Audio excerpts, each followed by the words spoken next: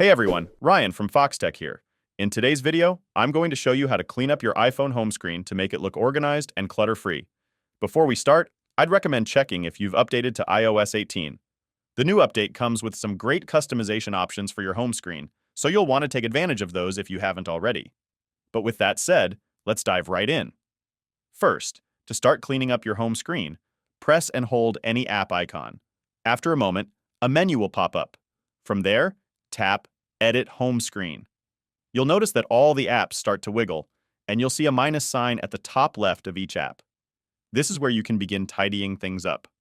If there are apps you don't want cluttering your home screen but you don't want to delete them, simply tap the minus sign and select Remove from Home Screen. This will keep the app in your app library, so it's not completely gone, just off the home screen. If you really don't need the app anymore, you can go ahead and choose Delete App to uninstall it from your phone entirely. You can also rearrange apps by dragging them around. Move them to different positions on the screen or between different home screen pages, whichever works best for you. If you want to group apps together to save space, just drag one app on top of another, and this will create a folder. You can name the folder to keep things even more organized. Now, if you want to remove entire home screen pages, just swipe left until you see the page dots at the bottom of the screen. Tap the dots, and you'll see an overview of all your home screen pages. You can select which pages you want to keep visible and which ones to hide by unchecking them. This is a great way to simplify your home screen layout and reduce clutter.